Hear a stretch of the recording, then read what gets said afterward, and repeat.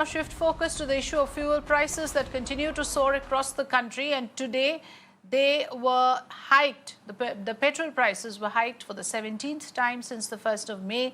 Petrol prices have crossed 100 rupees per litre in at least 3 cities of Mumbai, Bhopal and Rajasthan. In Delhi, petrol and diesel have been hiked to 94.49 rupees per litre and 85 rupees 38 paise per litre respectively, while in Mumbai, petrol is being sold at 100.72 rupees per litre.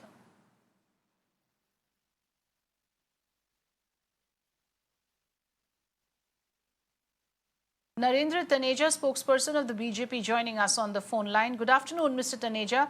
Right now, in the middle of the pandemic, where there are, of course, a number of concerns that the people are dealing with, to come with this additional issue of a hike in fuel prices, how do you see it? What do you think has necessitated this kind of an astronomical increase in fuel prices, where many major cities are now clocking above 100 rupees per litre in petrol?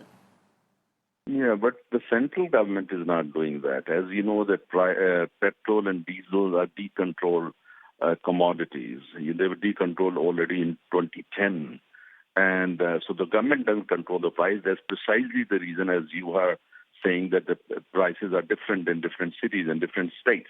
If the center was controlling, the price would be the same across the country. It's not, because it's not controlled by the center. You see, there is a price which is basically, since 86% of oil that we consume in India is imported, which means we have no control on that. Whatever the international commodity price, you have to pay it. You have to bring it, process it, and then sell it. The companies do that. And no, come on, Mr. Taneja, you know very well that when the international barrel prices have reduced, the government has never bothered to reduce the fuel prices. So it's quite unfair to say, well, it is deregulated, but deregulated only one way. When the prices increase, we'll increase it. When they decrease, we won't. I mean, that's extremely unfair, isn't it, Mr. Taneja? Well, this shows your ignorance on how these things are done. You see, there are three parts here. One part is that, at the rate crude oil is imported. Second is the central taxes, mainly the excise duty, which is, of course, controlled by the center, or whatever the money that's collected by the center in terms of excise. Yes. 50% of that goes to states. And then there are state taxes. If you look since you are based in Bombay, look at the price of petrol per litre. You see, half of that money, the taxes that go to the government of Maharashtra, among the highest in the country. So state government, they have their own taxes, very heavy taxes. Center excise, whatever counts, 50% of that also goes to state. So when you look at the taxes, which are the main reasons why the prices are high, are almost like 70% actually going to states. So that's the structure. And unless we change that structure, and that can be changed only by the GST Okay, Council. Okay. Yes. I was coming to that, Mr. Taneja, that, okay, you are arguing here very strongly that the center has absolutely no role to play in the prices fluctuating in fuel prices. Did I get you right on that? That it's entirely the state's prerogative? That's one. Of course, there would be many. Why is it not being brought under the ambit of GST? What are the compulsions, Mr. Taneja? Listen to me. I never said that the only states have responsibilities. I never said that. I'm saying the prices are decontrolled. You see, and okay. I'm saying that there is a component, that there are three components. I explained everything. Your viewers have got it. There are three components. International price, government has no control on that. Okay. Whatever the price you have to pay and bring it.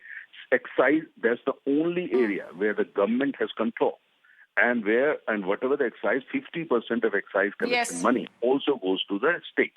So states, in terms of whatever the money goes in terms of taxes, states are the bigger beneficiary than the center.